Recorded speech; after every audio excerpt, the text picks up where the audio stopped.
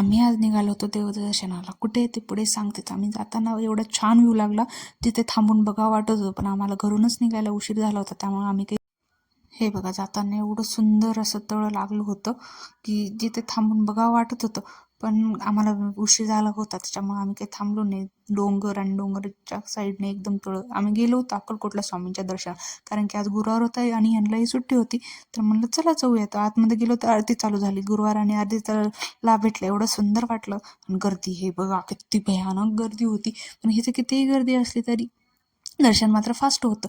नंतरही तुम्हाला ही देवळीचं मग वैशिष्ट्य माहिती आहे का? आम्हाला आमच्या आजोबांनी सांगितलं होतं लहान असताना की या देवळीतून ओम असा आवाज ऐकायला येतो, पण तो आम्हाला कधी ऐकायलाच नाही मिळाला. तुम्ही कधी ऐकला आहे का? हे खरं आहे का हे आम्हाला नक्की सांगा. नंतर आम्ही गेलो इथं सभामंडपात. तर सभामंडपात भजन चालू होतं. नंतर 5-10 मिनिट थांबलो आणि नंतर महाप्रसाद घ्यायला गेलो. महाप्रसाद घेऊन एवढं मन तृप्त झालं आणि नंतर निघालो आम्ही परतीच्या प्रवासाला.